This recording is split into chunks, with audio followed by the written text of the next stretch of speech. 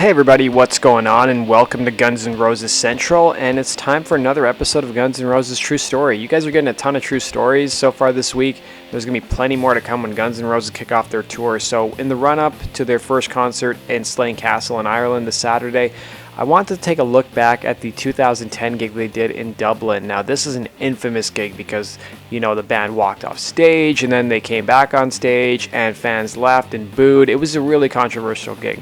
Now before we can talk about Dublin, we have to talk about the Reading and the Leeds Festival, which Guns N' Roses played a couple weeks prior to the Dublin gig in 2010. So Guns N' Roses headlined the Reading Festival first, and then they were to play Leeds Festival 2 days later. So Guns N' Roses was 58 minutes late coming on stage for the Reading Festival, and because of a curfew issued by the Reading Council, the band's set ended at midnight.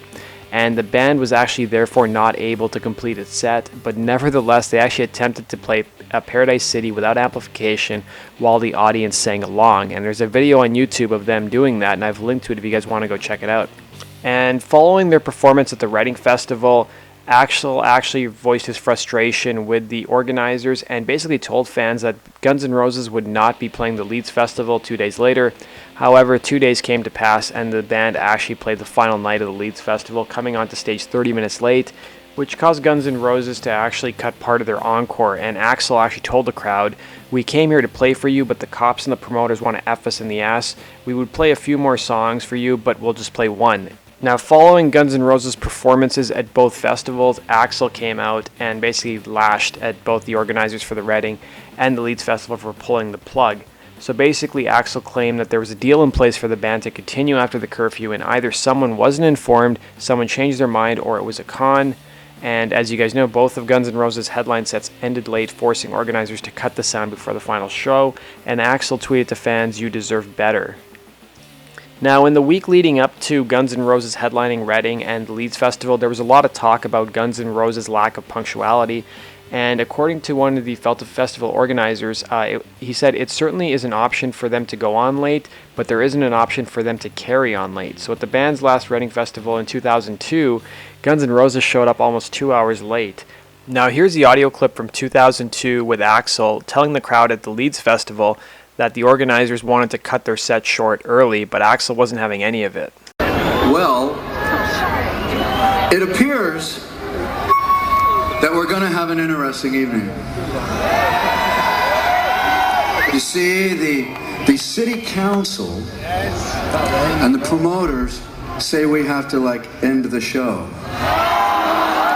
And they'll say that they could say maybe I'm inciting a riot. Now I'm not, because I don't want anyone to get arrested or anyone to get in trouble or anything like that. But I think we got a good 7 or 8 fucking songs left at least to play for the people.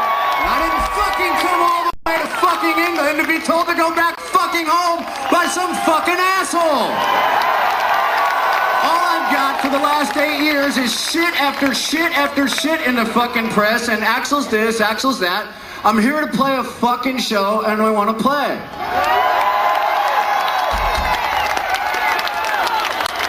So, if you want to stay, I want to stay, and we'll see what happens. Nobody try to get in trouble or anything, and try to have a good time. Now, following the performance at Leeds Festival in 2010, the press actually interviewed the festival organizer Melvin Ben, who said he would actually book the band once again if they wanted to play, but he said he wasn't sure they'd played for me. Now, following both the Reading and the Leeds Festival, Guns N' Roses played a show in Belfast. There wasn't really a whole lot of press about the show. It was a normal Guns N' Roses show. It sold out. Following the Belfast show is when Guns N' Roses played Dublin. So this was the very beginning of their European leg of their 2010 tour, and they had a number of European tour dates still coming. Now, they didn't get off to a good start. Guns N' Roses showed up an hour late, and fans were visibly pissed. If you watch the concert footage on YouTube, you can hear the boos even when they take the stage and start playing Chinese Democracy and Welcome to the Jungle.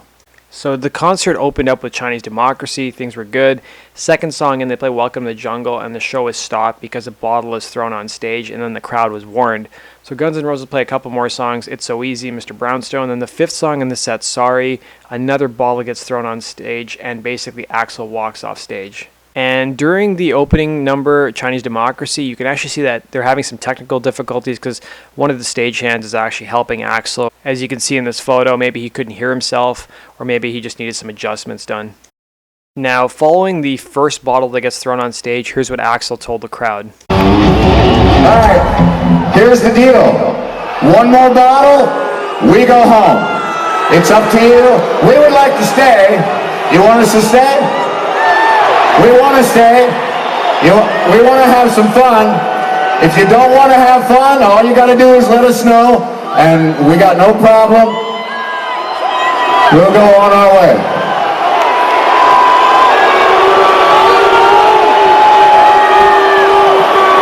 Start over.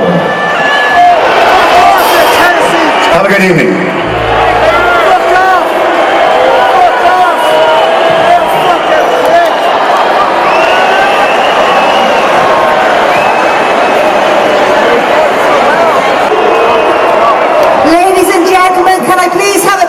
For a minute. Fuck off. If you can bear with us, we are trying to sort out some technical difficulties. If you can give us a couple of minutes, we will be back to you as soon as possible.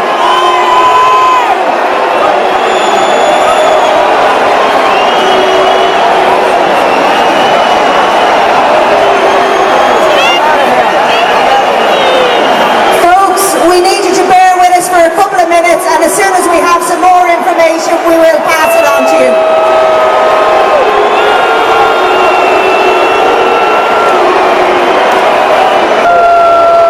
Sorry. Hello? Please, if you can hang on just for a moment.